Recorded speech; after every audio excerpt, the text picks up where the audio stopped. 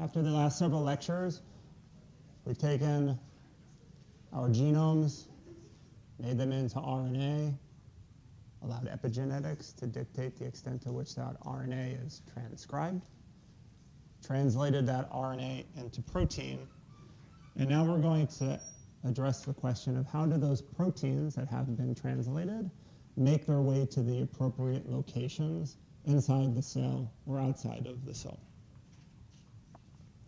This lecture, overall, we're calling protein trafficking, and the disorder that we'll be speaking about is Noonan syndrome. This disorder is congenital. Congenital means you're born with it. And it's a developmental disorder with multiple symptoms. A few Noonan syndrome cases on the right-hand side to illustrate the points. Macrocephaly. When Dr. Potter talked about Down syndrome in the last class, talked about brachycephaly, small heads, macrocephaly, larger than average heads for stature and size.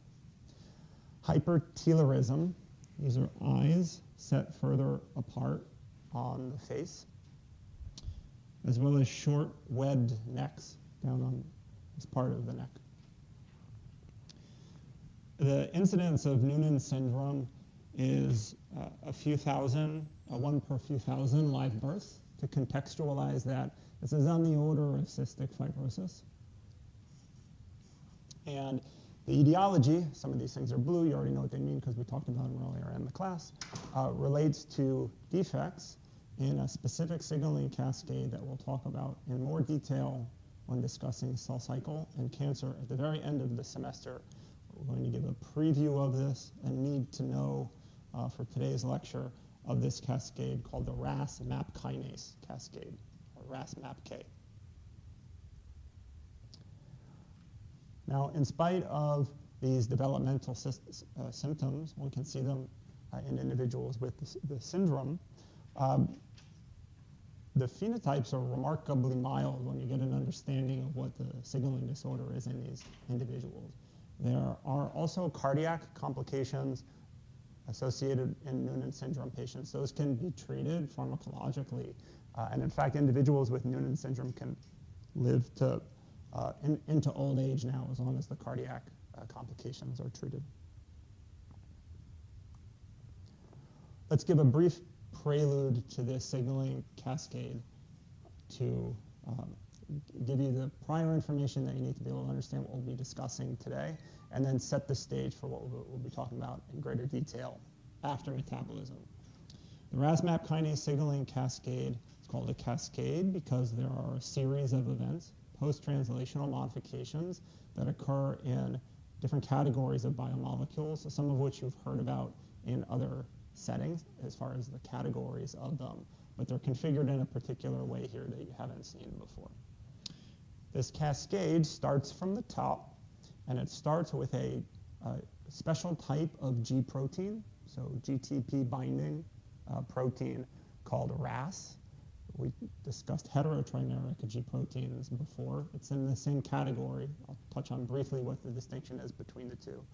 But the GTP loading of RAS is the trigger for the RAS-MAP kinase cascade.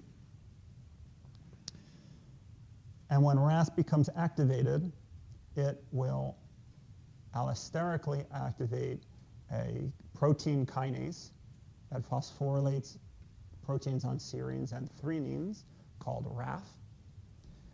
And the major substrate of RAF is another protein kinase that has dual specificity. It phosphorylates threonines and tyrosines. That dual specificity kinase is called MEK.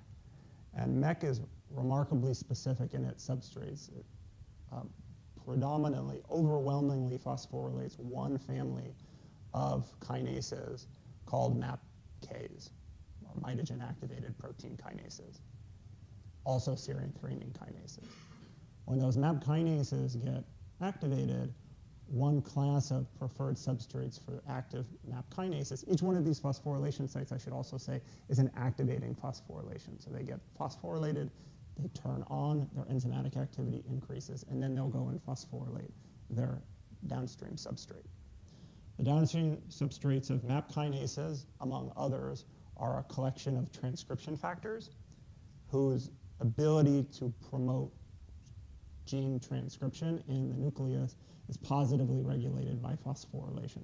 And that can be for reasons of localization. So there are ones that get phosphorylated and go into the nucleus. There are ones that bind DNA more tightly when they're phosphorylated. There are transcription factors that are stabilized. Otherwise, they may be degraded. But when they get phosphorylated, they're stabilized in the cells and their abundance increases. But the end result of this cascade, when it gets activated, is increased transcription factor activity and genes transcribed in the nucleus.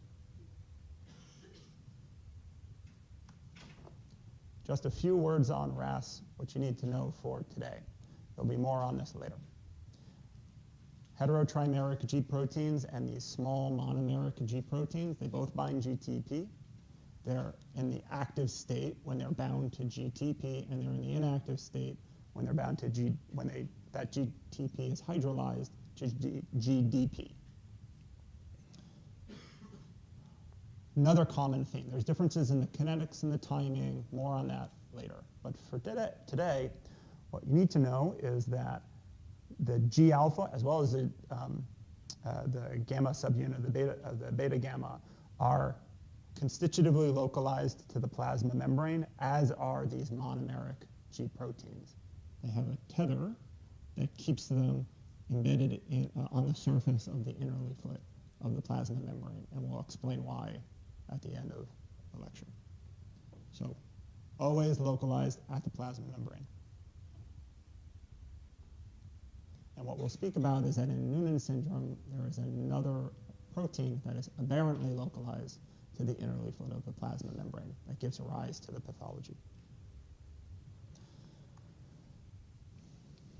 So let's set the broader stage for protein trafficking. Cartoon of the cell. We have all these organelles. Those organelles have specialized, compartmentalized functions. Part of that specialization and the compartmentalization is to be able to put certain proteins inside the organelles, on the surface of the organelles, here but not there. How is that accomplished? At the biomolecular level, at the sequence level, and at the regulatory level in cells. And where we're going to start is with a 5,000-foot overview of protein traffic and protein movements related to localization inside the cell.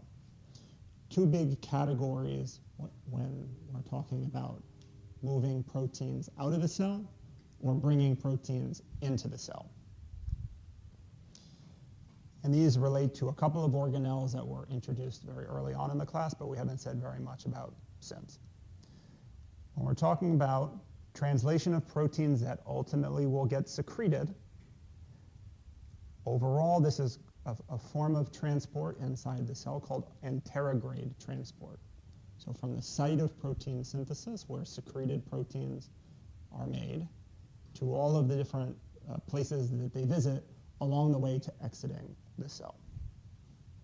As we will discuss, translation of these secreted proteins starts on the surface of the rough endoplasmic reticulum.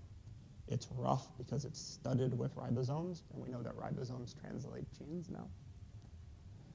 And then they move through another organelle called the Golgi apparatus. We're going to give some molecular details about what occurs in the Golgi apparatus. And then they traffic to smaller vesicles, secretory vesicles, that then fuse with the plasma membrane through a process called exocytosis. So vesicle fuses with the membrane. The contents of that vesicle, the interior called a lumen. I might say lumen a couple times. I don't know if it's blue on one of these forthcoming slides. And then the contents are released into the extracellular space. Also, anything that was in that vesicular membrane is now fused with the plasma membrane, is now on the cell surface. This entire process can run in reverse. The overall reverse process is called a retrograde transport. Now you're starting from outside of the cell and working one's way in. Exocytosis, bringing things outside of the cell. Endocytosis, bringing it back in. So there are buds that form on the plasma membrane, bring in a vesicle as an endosome, and that endosome can mature, form lysosomes, those hydrolases and things get digested, or in certain conditions traffic backwards to things like the Golgi and the ER. Recall that there were certain toxins that exploit these types of retrograde pathways after endocytosis, botulinum toxin, ricin.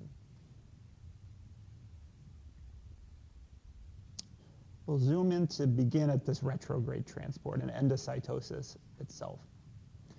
It's probably a bit mysterious how you have a nice, conceived to be a smooth plasma membrane, and then all of a sudden you get this invagination, this cup here forming to be able to pinch something off and form one of these early endosomes. How is that mediated? It's mediated physically through what's called a clathrin-coated pit. And they were called pits because that's what they looked like a hole in the ground or a pit of a plum or something like that, big, dark, electron-dense spots on the plasma membrane surface that investigators could observe by electron microscopy. It wasn't until later specialized so-called freeze fracture approaches like the one that's shown here, rip the cell apart at the plasma membrane and then do the electron microscopy, you could see what was in fact caging that pit. And this is this cage forming around that invagination and creating a biophysical driving force for the membrane to invaginate, as I showed in the cartoon before. And that cage is made up of a self-assembled protein called clathrin. Clathrin is a heterohexameric protein. It has 3 heavy chains and 3 light chains. One fully assembled clathrin is shown here in red. And it's a 3-membered assembly. And those the 3 heavy and the 3 light, when they come together, they form something akin to a tripod.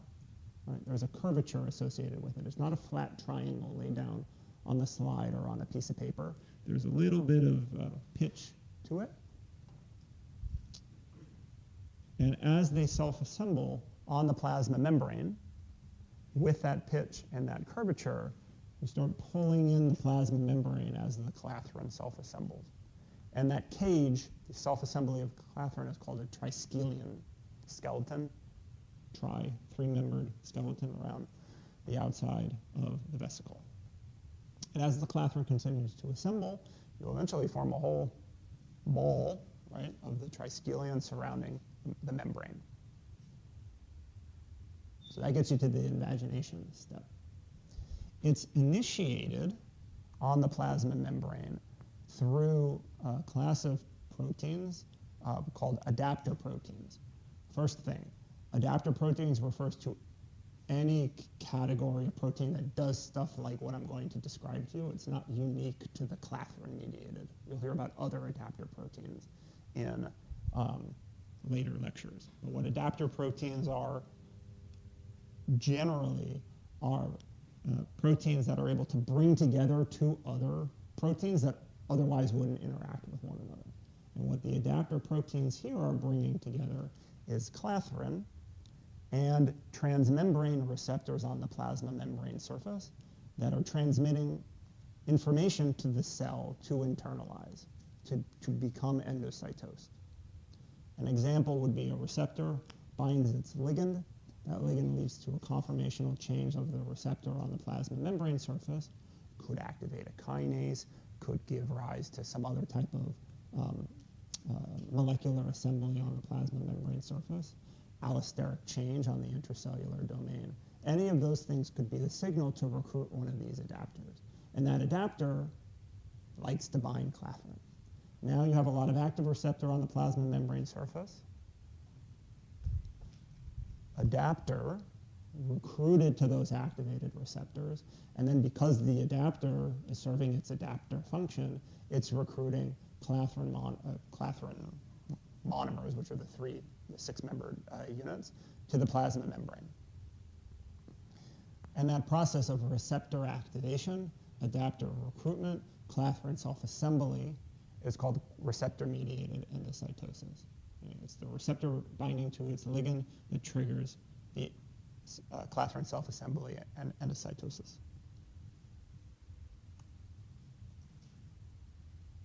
Here's another cartoon of the self-assembly. Receptor binds the ligand. Oftentimes these ligand-bound receptors will cluster, aggregate with one another. You'll get these adapters recruiting clathrin, and you get the formation of the coated pit, which is up to this point here.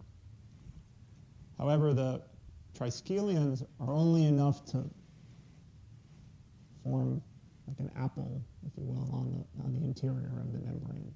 They can't finish the deal, so to speak, and get that invagination and turn it into an endocytic vesicle. What's required is a GTPase, so a GTP hydrolyzing enzyme, and in fact a motor, by several people's definitions, called dynamin. And what dynamin does, basically goes apple picking. Okay, so we have this thing hanging off the membrane, and it has a twisting activity. Go to Carter Mountain, whatever, like this, right? That's what it does. That's the motor activity. GTP hydrolysis, nope. And now you have an endocytic vesicle. So because of the dynamin activating, pinching off these invaginations, now you have an endocytic vesicle. Once that vesicle has internalized, the clathrin disassembles, all right, the adapters, the receptors stop getting activated, so all of the things start running in reverse that were triggered on the plasma membrane, uncoating. And recall, this was said very early in the class, but one of the things that's different between endosomes and them maturing into lysosomes is that you have the pHs dropping all this time, right? There are proton pumps on endosomal membranes that are pumping protons, lowering the pH of these endocytic vesicles as they're maturing from early endosomes, late endosomes, endolysosomes, lysosomes. That pH change can disrupt electrostatic interactions that may be providing the interacting force between the ligand and the receptor to begin with. Ionic bonds, right, from the beginning of the class. Once you start messing around with those by lowering the pH, many receptor-ligand interactions will fall apart. And remarkably, the cell has the ability to separate the unbound receptors from the unbound ligands and traffic them, route them to different places inside the cell. If the receptor and ligand fall apart, that unbound receptor can get trafficked back to the plasma membrane, recycling, there's the cells recycled too. Saves a lot of energy, right? Because you don't have to remake that receptor anymore. You can use it multiple times for ligand binding. And if the ligand is a nutrient or something, it will continue to get degraded by lysosomal mediated hydrolysis. There are also variants that do things such as transcytosis. If you're talking about a polarized epithelium, you need to have things come in on the apical side and exit on the basolateral side. Similar processes. All the details vary for the trafficking, but the processes are the same. How are we doing on endocytosis and trafficking?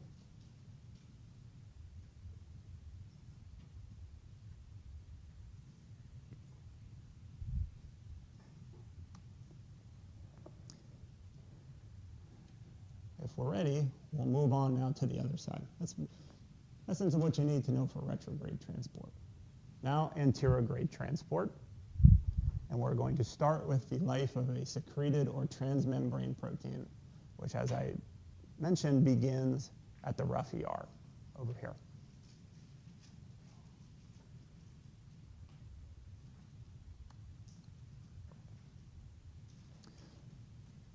And we will talk about that first. I forgot about one overview slide that I need to give you.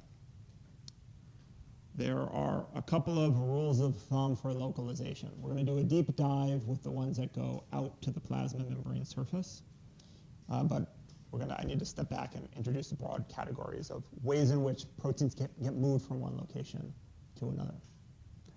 The first broad category of protein localization and trafficking inside the cell occurs while the protein itself is being translated. This is called co-translational import, and this is the type of protein trafficking that occurs for the proteins that begin at the rough endoplasmic reticulum and end up either secreted or on the plasma membrane surface. This is also the fate of proteins that end up within the lumen interior of lysosomes. And you'll hear more about that soon. There are other proteins that move to different locations inside the cell after they've been translated in the cytosol by free ribosomes. And this category of trafficking is called post-translational import. This is what takes place for proteins that localize to the nucleus or proteins that localize to the mitochondria. What's true for both of these types of localization regimes is that there are sequences in the amino acids encoded by the protein that act as signals to determine whether or not that protein goes via a co-translational import route or a post-translational import route.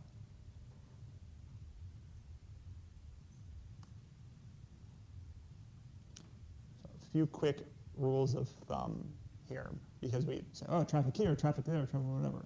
You need these signals.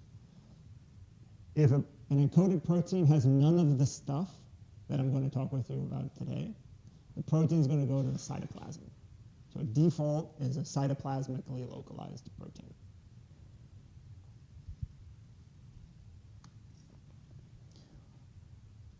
Proteins that are directed for co-translational import have an amino acid sequence on their N-terminus, so right at the beginning of the translated polypeptide, called a signal sequence that conveys information to the translational machinery that this protein is going to undergo co-translational import. If there's nothing else other than the signal sequence, that co-translationally imported protein will either end up on the plasma membrane, if it's a transmembrane protein, stuck to the surface of the plasma membrane as a peripheral membrane protein, or secreted into the extracellular space. There are additional targeting sequences, which I'll touch on, that can move it to other places, such as the lysosome. For post-translational import, there are other categories of sequences. They could be located anywhere within the translated polypeptide sequence. And the sequences that localize proteins to the nucleus are called nuclear localization sequences. Makes you smile when I think self-explanatory, right? Or NLSs. And if they're going to the mitochondrial, they have MTSs, mitochondrial targeting sequences. The themes for NLSs and MTSs are pretty similar. We're going to emphasize the nucleocytoplasmic shuttling and just mention the mitochondrial targeting for completeness. And the last rule of thumb, should know, is that if you have a protein that doesn't have any of these localization, targeting sequences, or signal sequences, let's just say it's a default cytoplasmic protein. If it's small meaning less than, let's say, 40 kilodaltons, it will diffuse freely between the cytoplasm and the nucleus. You'll see why when we talk about nuclear pores. They're a selectively permeable barrier between the nucleus and the cytoplasm, but if the protein's small enough, they sneak right through there. Doesn't matter.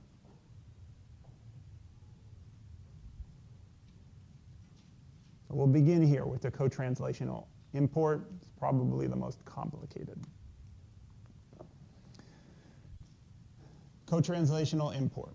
When translation starts, it starts in the cytoplasm because the particular polysome, the ribosome that's assembling, has no forward knowledge, if you will, what type of protein it's going to be translated. It just finds the cap, does the forward search, assembles the 40S and the 60S, and then starts translating. This is where we are at step 1. So it's gone through the 5' untranslated region. It's starting to translate the polypeptide. And now the ribosome encounters a signal sequence right on the N terminus. When that signal sequence is translated as a polypeptide, it is recognized by a protein called SRP, which stands for Signal Recognition Particle. So the signal sequence binds the signal recognition particle. And upon recruitment and binding of SRP, this is a trigger to bring that ribosome and the mRNA and the SRP to the surface of the endoplasmic reticulum. On the surface of the endoplasmic reticulum, this is an organelle, it has a membrane. In the ER membrane, there is a receptor for signal recognition particle called the SRP receptor. So SRP, bound to this signal sequence, which is bound to the ribosome, and the mRNA gets pulled to the ER membrane, binds to the SRP receptor. And this SRP receptor is in a complex with a receptor for the ribosome to keep that complex bound to the ER membrane surface, and a heterocomplex called a pore protein that forms a pore in the ER membrane. I'll show that crystallographically in a slide or two. The pore is where transmembrane and secreted proteins will get threaded through to end up entirely or partly in the lumen of the endoplasmic reticulum.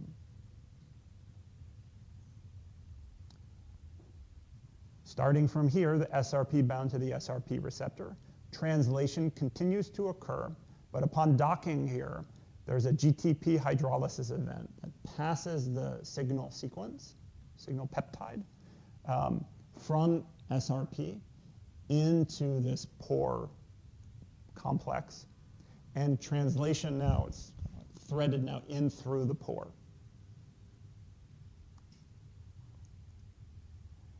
Translation, threading the polypeptide through until a stop sequence, a stop codon is encountered. Right? Release factor, all that stuff from last quarter. And then at the end of translation, the ribosome disassembles, just like we spoke about before. The whole complex falls apart. And there's a peptidase in this complex, SRP receptor, pore protein, ribosome receptor, that will then clip off that signal peptide, giving rise to, in this case, a mature polypeptide that was now entirely in the lumen of the endoplasmic reticulum. The lumen of the endoplasmic reticulum, as you'll see inside, that's topologically equivalent to the outside of the cell. So we just have to traffic pieces of ER membrane through various organelles. We get it to a secretory vesicle, fuses with the plasma membrane surface, and now this translated protein is released into the extracellular space.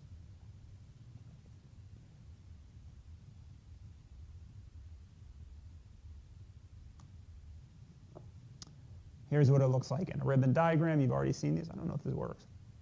No, it doesn't work. Ribosome here. Here's the pore complex. The SRP bound here. What I want to zoom in here is the pore protein itself. I'm not going to distract myself with the movies. It's a heterotrimeric complex that forms the pore. And these individual subunits in the pore complex and the pore protein are very dynamic.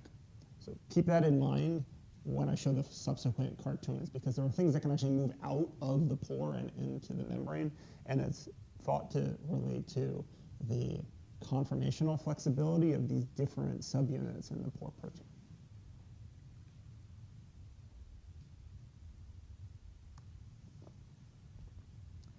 The cartoon from before walked through all of the steps to get to a protein that has a signal sequence, one signal sequence, and that's it, yielding a mature polypeptide that will be secreted from the cell. What about transmembrane proteins? They follow a very similar route with one little wrinkle. Remember these hydropathy plots and things early in the quarter? Long stretches of hydrophobic amino acids that if they're long enough and contiguous enough with one another, thermodynamically they're going to end up in a membrane if they can span the membrane. These get translated in real time by the ribosome, which regrettably is gone. There should be a ribosome here translating. Right? When the translation is occurring, here you're already loaded up to the poor protein, right? Already have translated the signal peptide, threading through. Now you encounter, the ribosome encounters a stretch of 20 hydrophobic amino acids.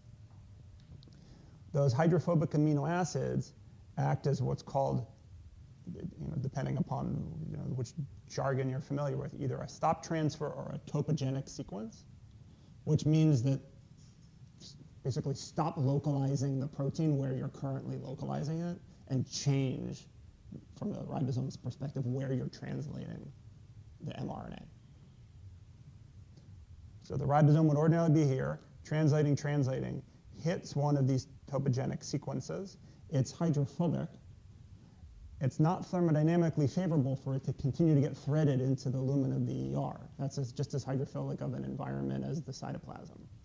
So it gets stuck, if you will, in the poor protein. And here's where that conformational flexibility of the heterotrimer is important. The thinking is that that hydrophobic sequence then sort of weaves its way out of the pore and into the ER membrane, where it's thermodynamically favorable. Once this stop transfer sequence has navigated out of the pore protein, the ribosome undocks from the ER membrane and continues translating the rest of the polypeptide, but now in the cytoplasm. It's sort of stuck by the rest of the sequence to the plasma membrane, but is translating, in essence, in the cytoplasm.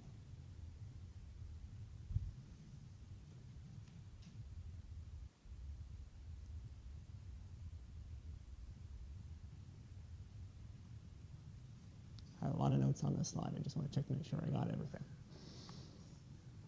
Any questions on signal sequences, stop transfer sequences? Yes?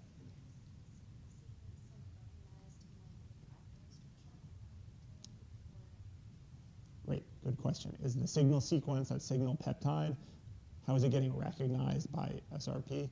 It is in the primary sequence. So one can look at the inferred translated polypeptide, and if you see the consensus signal sequence there, you say this is going to go to the ER and get translated there. Mm-hmm.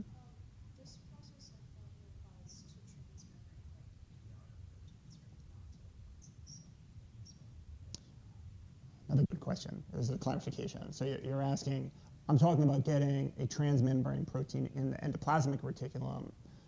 I'll be rude to myself. What on earth does that have to do with transmembrane proteins on the plasma membrane?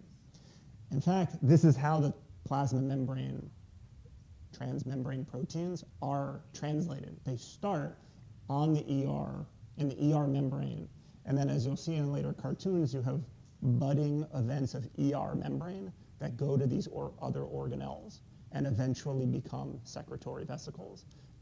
But the membrane originally, and that transmembrane protein was first translated on the ER membrane, and then it gets trafficked.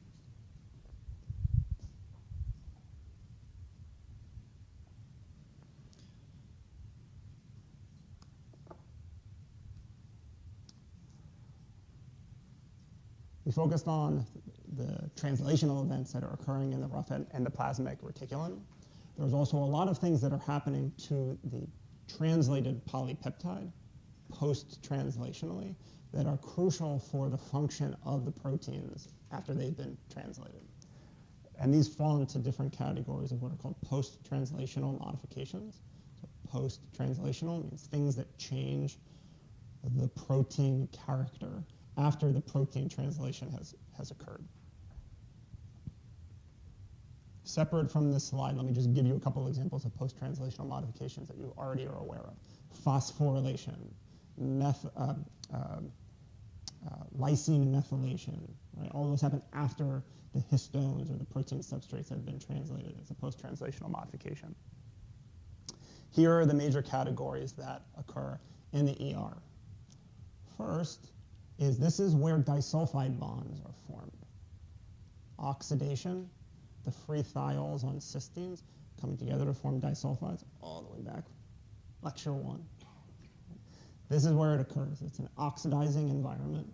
The formation of disulfide bonds are catalyzed by an enzyme called protein disulfide isomerase. That's a mouthful. And so what a disulfide isomerase does, an isomer means same, basically catalyzing the same type of chemical reaction, but just swapping the different isomers of that formation. So what it's doing is, imagine that there's a disulfide bond between two thiols and a protein, but there may be 10 possible disulfide bonds that could form, because this one could get reduced, bound up here, this one can get reduced down here. So protein disulfide isomerase is exploring different disulfide bond configurations to identify the one that's most thermodynamically favorable. So the one that's most thermodynamically favorable will be the one that's least likely to be reversed by disulfide isomerase, by protein disulfide isomerase.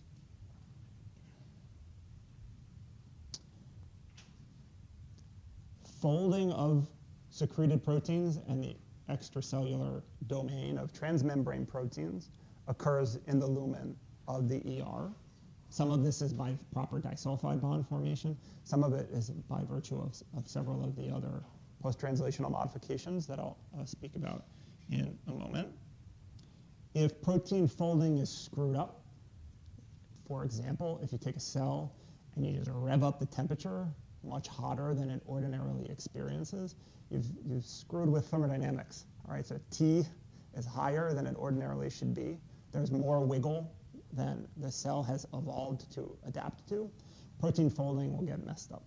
And when protein folding gets really messed up, protein translation stops. There's a dedicated unfolded protein response that gets engaged by the cells, and they'll stay in this stressed state, in many ways, waiting for things to get better, or trying to upregulate other proteins that can help fold under difficult circumstances like heat shock.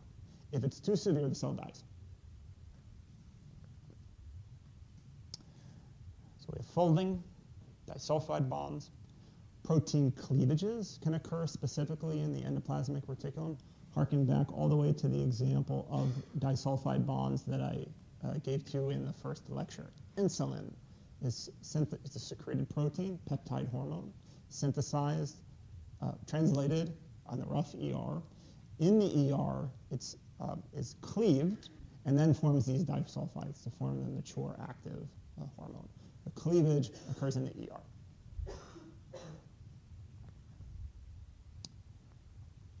In addition, very complicated proteins, more elaborate assemblies can occur between multiple gene products in the endoplasmic reticulum. The one that immediately comes to mind for number 4 are antibodies.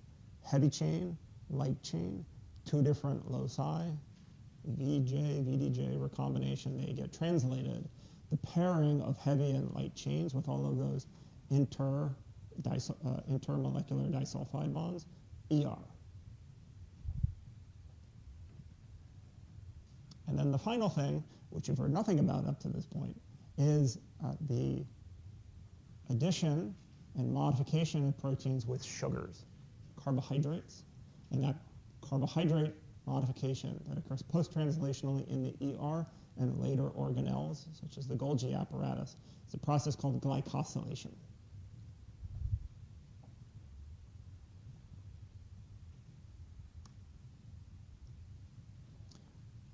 How are we going to sweeten up these proteins? All right, so we have a couple of different places, ways in which you can add sugars to put proteins in the endoplasmic reticulum and then also in the Golgi. 2 main categories. First, an opening remark. These sugar modifications, we're going to talk about big ones and small ones.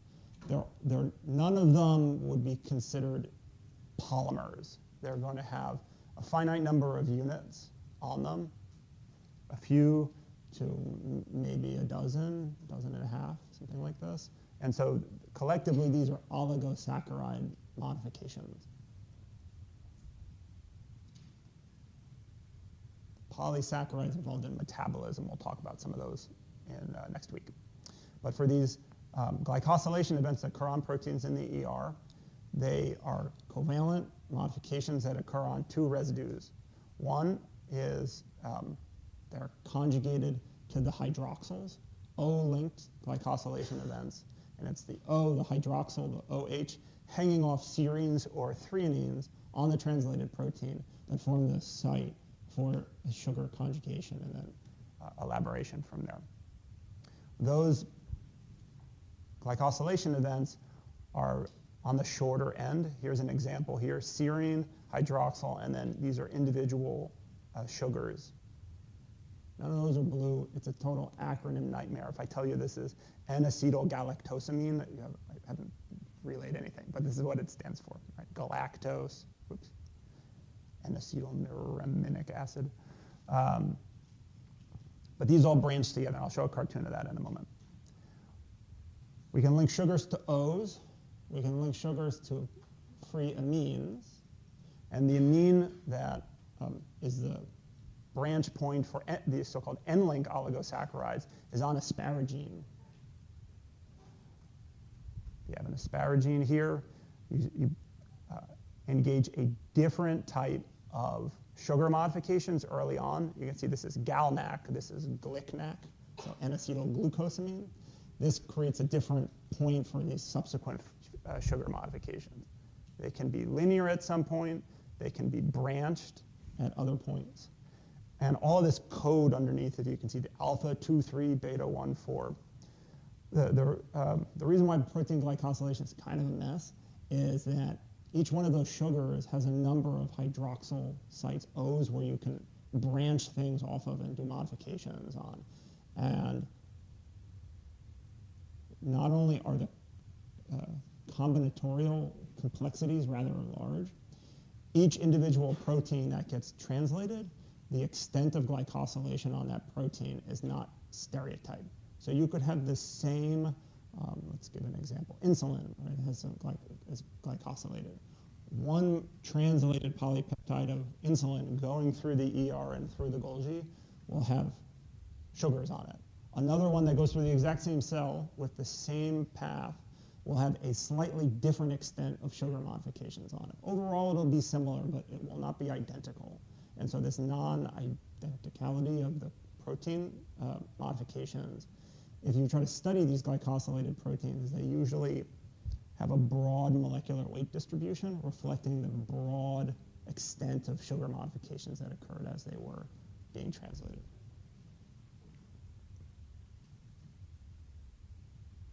This process of glycosylation nucleates in the ER, but a lot of the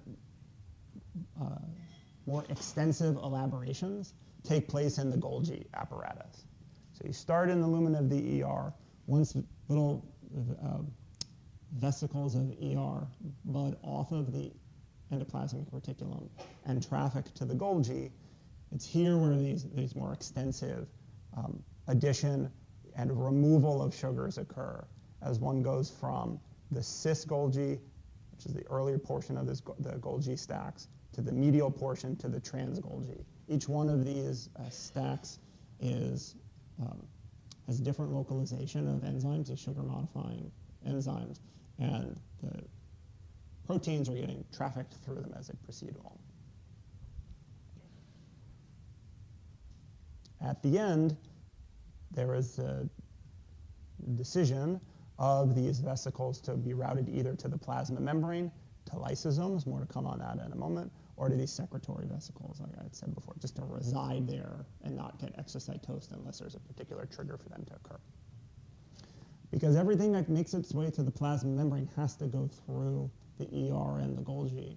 If there are available sites for N and O-linked glycosylation, those proteins will be sugar modified. Therefore, at the end, if you look at all of the things that are on the surface of the plasma membrane, there's going to be a lot of sugar modifications on the outside of this cell.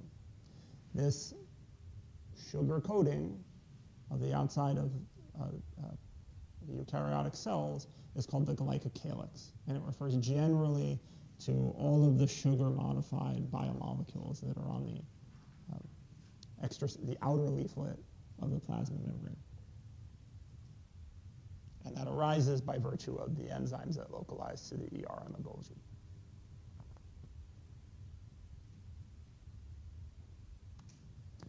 Usually about this part of the lecture. A lot of stuff. Why do I care about any of this?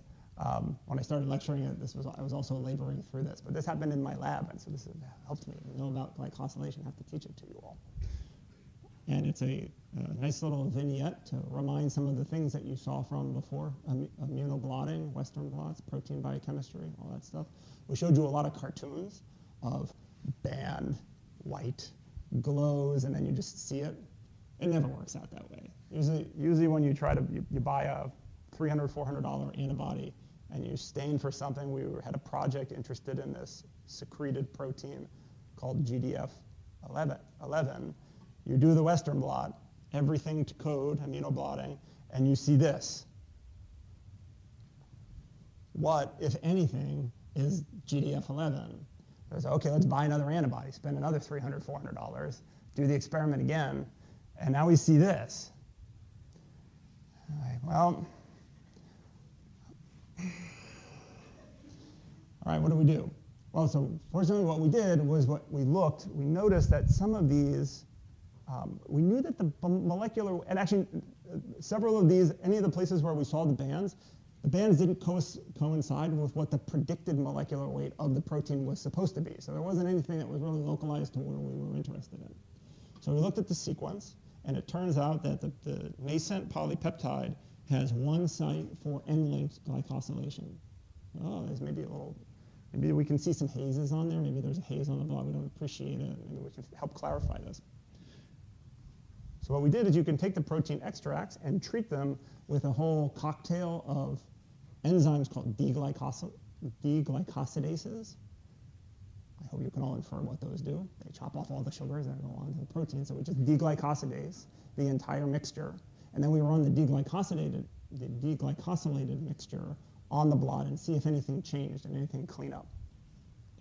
Here are the same two antibodies. We did this by fluorescence. So it's two colors, so we can keep track of the individual colors. For this clone, here's a band that is hazy, smeared out, non-stereotyped glycosylation, and it's migrating more slowly because of all the sugar that's on it, slower electrophoretic mobility.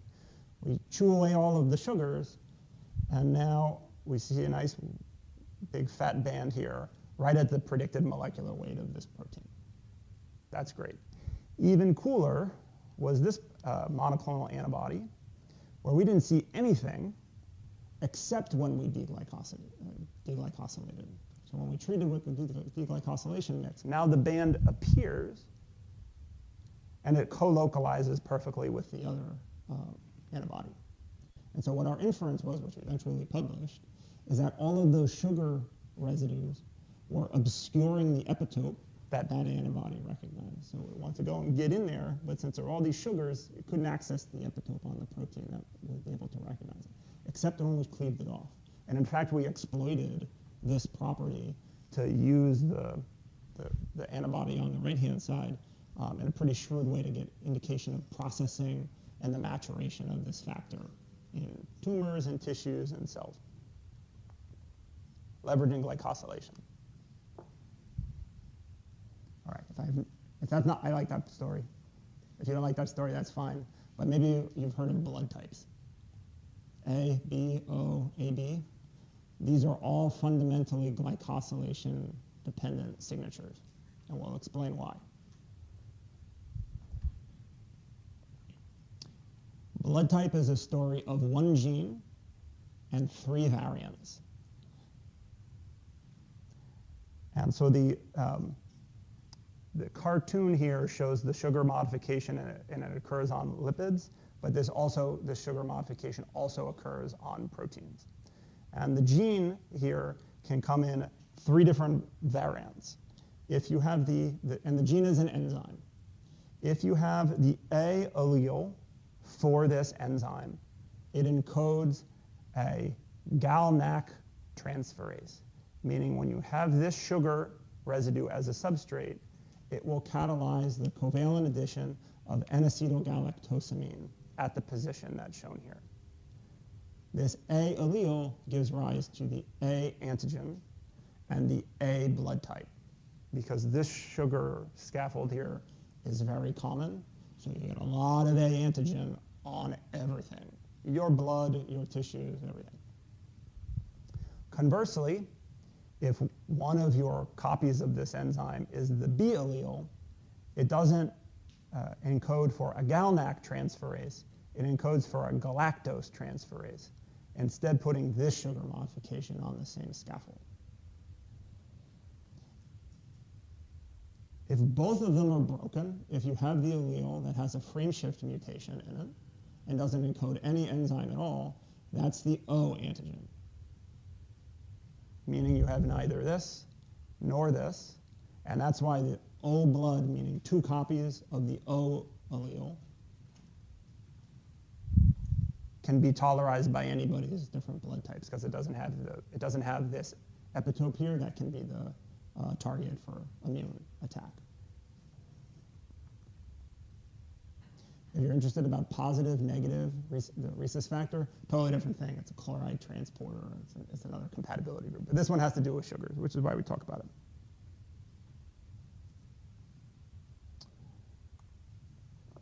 All right, I mentioned one last thing related to sugars, related to targeting, and related to co-translational import. And this is how you get luminal proteins in the Golgi to localize to the lysosome. What types of enzymes do we want to localize to the lysosome? Those acid hydrolases that will chew up the contents that are inside those organelles. Break them down, peptides, proteins, use them as a nutrient source. How do we get lysosomal hydrolases targeted to the lumen of the lysosome? There is a post-translational modification that involves sugar, but it's a different kind of sugar called mannose 6-phosphate. Mannose 6-phosphate is, and this goes back to the question on signal sequence, is it a linear signal sequence? Here is an example of encoding information about protein trafficking that is not in the primary sequence. There is a tertiary patch on the mature folded protein of these lysosomal hydrolases called a signal patch that is recognized by the enzymes that conjugate mannose 6-phosphate on proteins that have that signal patch. So it's a protein fold, a pocket, a little bulge on the protein, recognized by those enzymes, and then tagged it with mannose 6-phosphate. Once there's a mannose 6-phosphate on these lysosomal hydrolases, that modification is recognized by a receptor, the mannose 6-phosphate receptor, inward-facing receptor towards the lumen of the Golgi, binds to the mannose 6-phosphate receptor. Now it's receptor-mediated trafficking, but almost, I don't want to say inside out, it's topologically the same as if it's on the plasma membrane.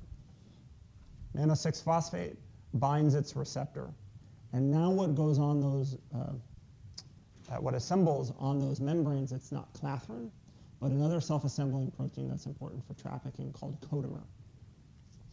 And codomer forms its own coated pit on the distal Golgi, the trans Golgi network, gets budded off, and as a result of the codomer, that is recognized by different trafficking proteins that will fuse those vesicles with lysosomes, or endolysosomes as they're maturing to form full-blown lysosomes. Today we'll begin with the other type of protein trafficking, which we call post-translational import, involved with the localization of proteins that are translated in the cytosol and then routed to specific locations in the cell. I have a couple slides dedicated to nuclear localization sequences and other sequences that regulate nuclear versus cytoplasmic localization of proteins. Mitochondrial targeting sequences are also an example of post-translational import. not quite as dynamic as the processes that I'll describe to you on the next couple of slides, but similar in that they're encoded in a linear amino acid sequence of proteins after they've been translated. Nuclear localization signals, or NLSs, in fact, engage in an entire network of proteins involved in shuttling cargo in and out of the nucleus. We're going to lean heavily on the cartoon shown on the right of this slide here to give a high-level overview of what the driving forces are to move cargo. And when I refer to cargo, it's the protein that has the NLS or some other sequence on it into the nucleus or out of the nucleus. As I said before, NLS-containing proteins are synthesized by ribosomes free in the cytosol of the cells. And then after the protein has fully translated, it can get routed to the nucleus as follows. To orient you on the slide here, to be able to move an NLS-containing protein into the nucleus, we need to move up a driving force, because if this protein is localized, concentrated in the nucleus, each time a new protein is synthesized, it's got to go up the concentration gradient to move where the higher nuclear localized protein that's already been made. That's thermodynamically unfavorable. The way in which the cell circumvents that thermodynamic challenge is to use another thermodynamic gradient to make it favorable inside the cell. And the other gradient that counterbalances the concentration gradient for this NLS-containing protein involves a small G protein, GTP binding and GTP hydrolyzing protein called RAN. NLS proteins will go up their concentration gradient as follows if there's a strong enough downward gradient of RAN going from the nucleus into the cytoplasm. With that context, I'll walk through the pathway here. After an NLS-containing protein has been translated, the nuclear localization is signal is exposed and able to be recognized by other proteins. And the family of proteins that recognize nuclear localization signals are called importins. Importin, there are several subunits of importins, which is going to focus on the family.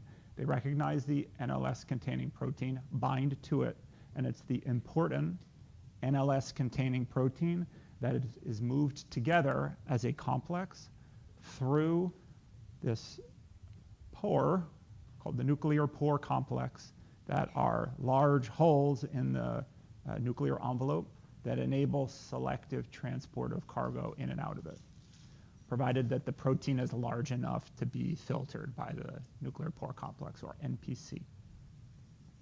Importins will, once bound to cargo, will readily move through the nuclear pore complex. Once they do, this importin NLS complex encounters GTP-loaded RAN, and this drives the dissociation of the importin NLS complex, and then it has the importin bound to RAN GTP. So it's the dissociation, and now importin is in the nucleus by itself. Now, to enable importin to get back into the cytoplasm to bind additional NLS-containing cargo, this RAN importin complex will go down the concentration gradient of RAN GTP from the nucleus back through the nuclear pore and into the cytoplasm. It's in the cytoplasm that the GTPase activity, and there are in fact binding proteins that promote the GTP hydrolysis that's bound to RAN, will hydrolyze GTP into GDP. This dissociates the exported importin in the cytoplasm, and now we've closed the loop. That free importin is available to bind additional cargo, and you cycle as follows.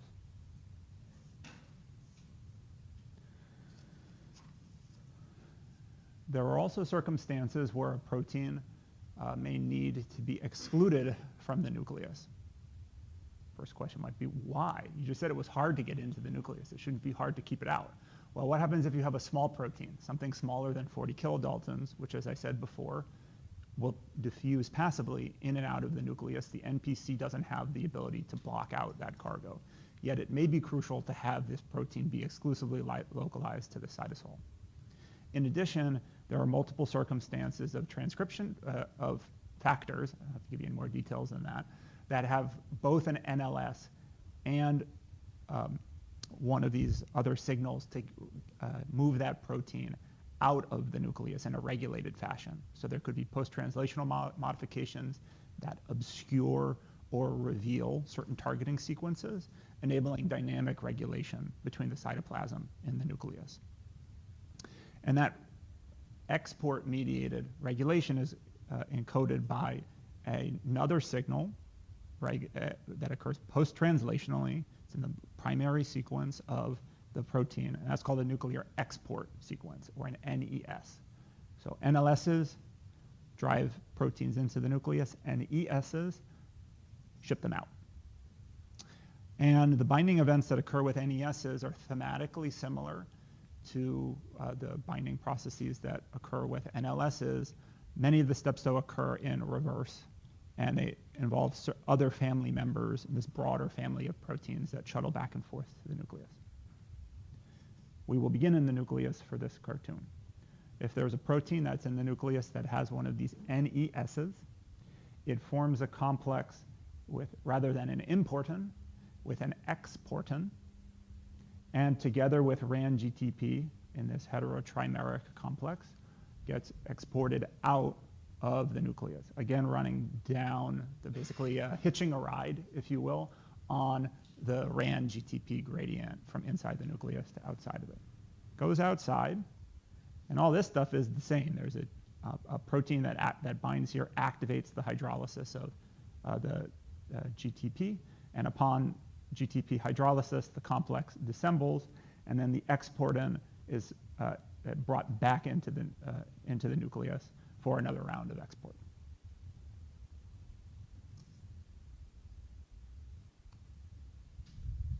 The past two slides had these nice barreled cartoons of what the nuclear pore complex looks like. We, in fact, have great structural detail on the NPC.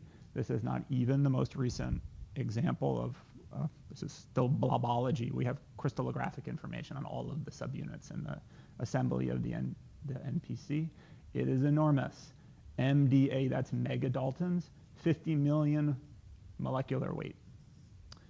And it is a self-assembly of many different proteins that interact with one another in different symmetries to form the pore itself.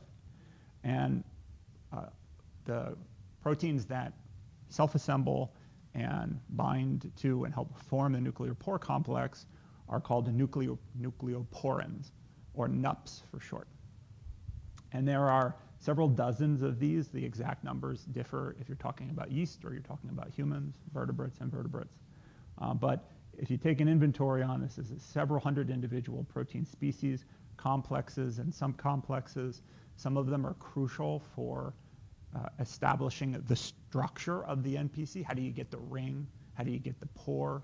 There are brush-like extensions in the center of the NPC that provide the gating function as to whether or not large proteins go in or out of the nucleus.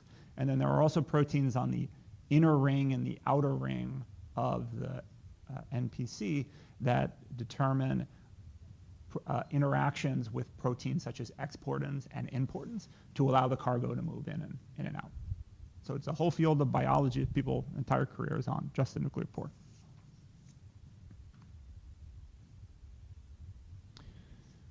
We're going to move on now to another category of post-translational modifications. Didn't fit neatly into those subheadings from before, but will enable us to get back to Noonan syndrome at the beginning of this lecture.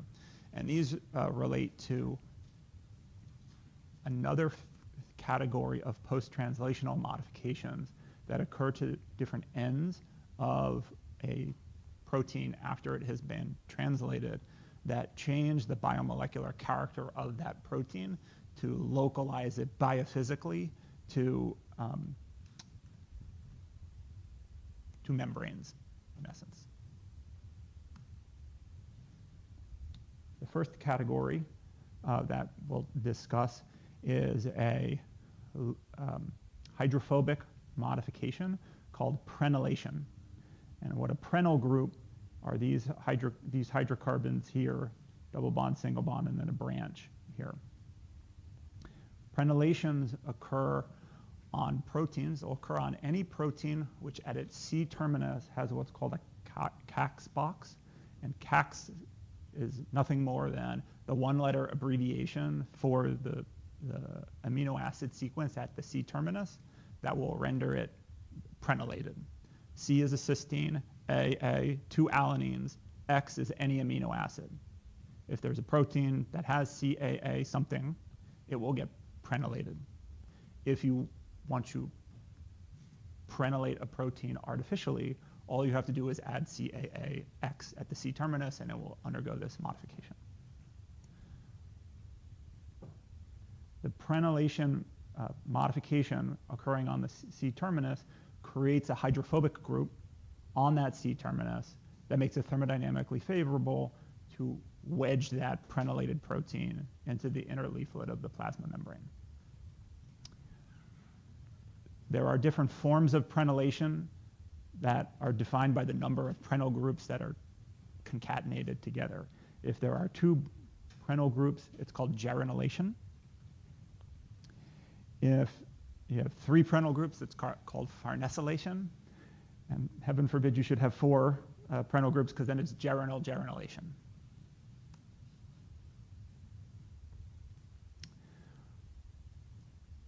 And we'll come back to those in a moment because they're relevant to some of the RAS-MAP kinase signaling that I introduced before.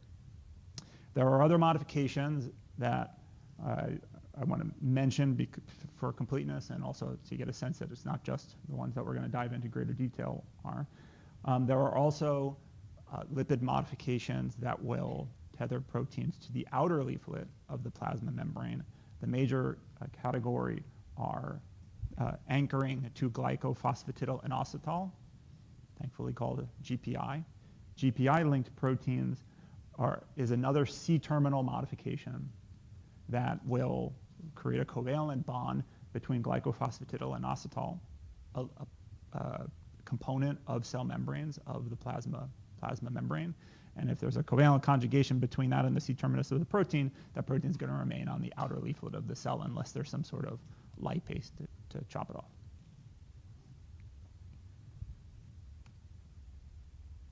And then the final modification to be aware of is called a myristylation. It is the conjugation of a myristoyl group now to the N-terminus of a protein.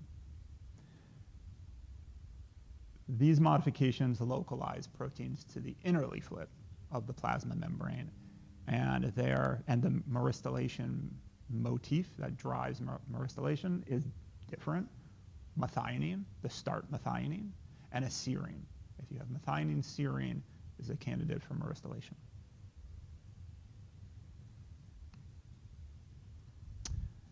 And we talked about RAS last time, and we said how RAS is on the plasma membrane all the time, just like the heterotrimeric G proteins.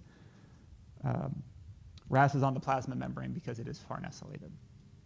G alpha, G beta gamma, the heterotrimeric, I think they're geranylated or geranylated. And this is the reason why they're on the plasma membrane.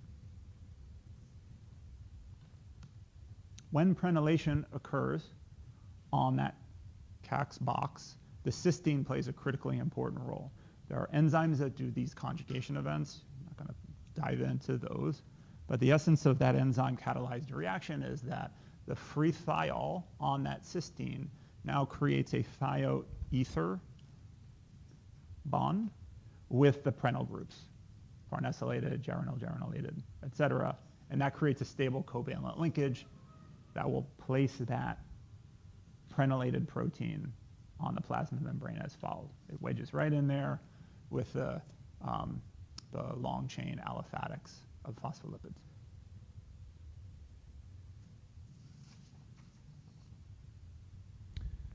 Myristylation, thermodynamically, pretty much the same thing.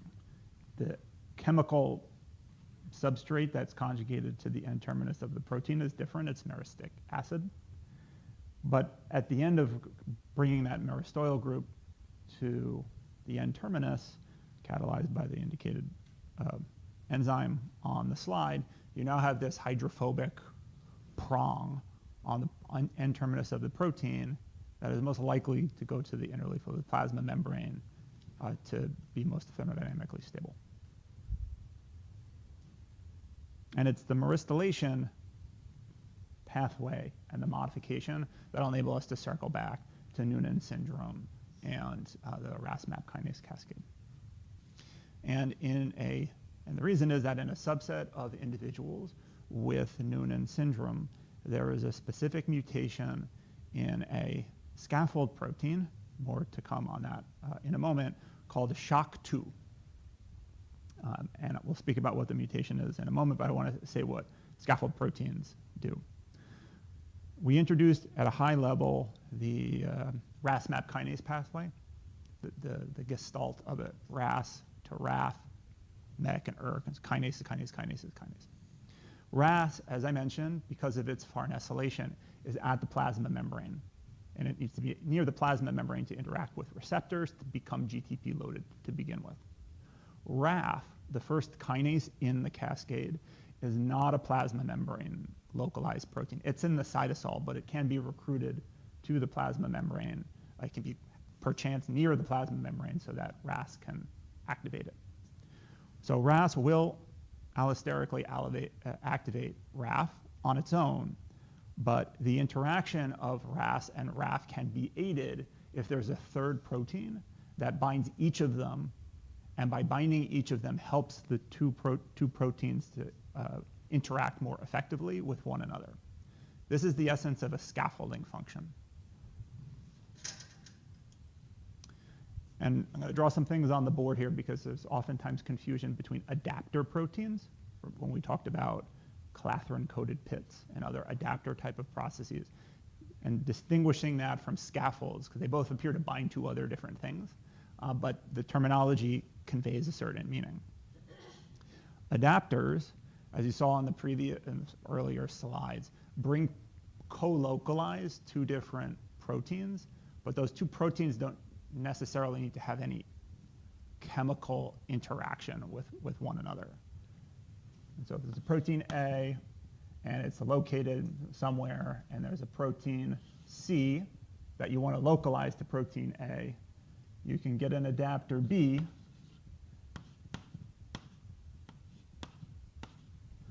that'll bring them together, and now you've localized C where A is by virtue of B. Yes? Thank you.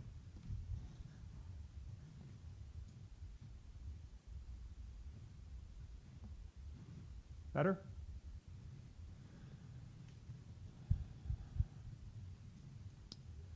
A scaffolding protein can enhance an interaction that will already happen on its own, but by binding the two players that would ordinarily interact, it increases the local concentration of those two interactors and accelerates the rate or stoichiometry of the reaction.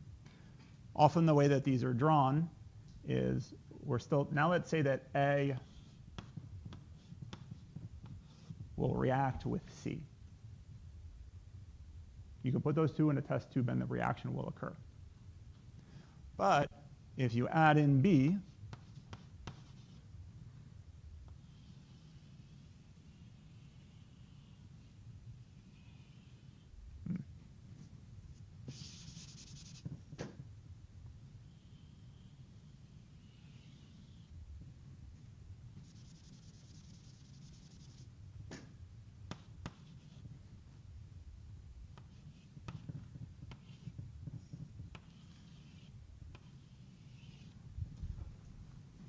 something like this here. You have two pockets, one for A, one for C. Now A and C are much closer to one another. Increased local concentration, if this is an enzyme-mediated cascade, huge increases that can occur. Now, interestingly, if there's too much B, you actually can inhibit the reaction because you could sequester A in one complex by itself and sequester C in another complex by itself. So there's some interesting modeling and things that can be done about the optimal amounts of a scaffold to promote signal transduction. But this is the key difference between adapters and scaffolds. And SHOC2 is a scaffold that brings together RAS, GTP, and RAF. As I already said, RAF is in the cytoplasm ordinarily. SHOC2 is in the cytoplasm ordinarily. RAF is at the plasma membrane. If SHOC2 can help RAF interact with RAS at the plasma membrane by binding it in this way, and then bringing RAF to the plasma membrane, that can improve signal transduction through this pathway. In a subset of Noonan syndrome patients, SHOC2, they have a mutation in SHOC2 that changes position 2 of the translated protein, which should ordinarily be a serine, to a glycine. Recall that the first position is always a methionine, and now we have methionine glycine on SHOC2. Now, SHOC2 has a motif for myristylation. In papers that I'm not showing you, will show that it gets myristylated. And now SHOC2, in addition to RAS, is localized to the inner leaflet of the plasma membrane. Two different post-translational modifications are giving rise to them that go to the inner leaflet of the plasma membrane, but now they're both there. When they're both there, because SHOC2 can also bind RAF effectively and access that scaffold, the net result is now RAF is almost constitutively to the plasma membrane.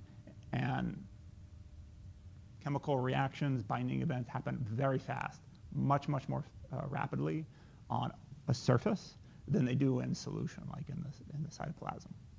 Thus, aberrant myristylation of SHOC2 gives rise to chronically activated signaling through the MAP kinase pathway. And as we said in the introductory slide, this chronic activation of MAP kinase is chronically changing gene expression. And for individuals that have an inherited mutation in this scaffolding protein, this is occurring all during development, right? All during the life of these individuals.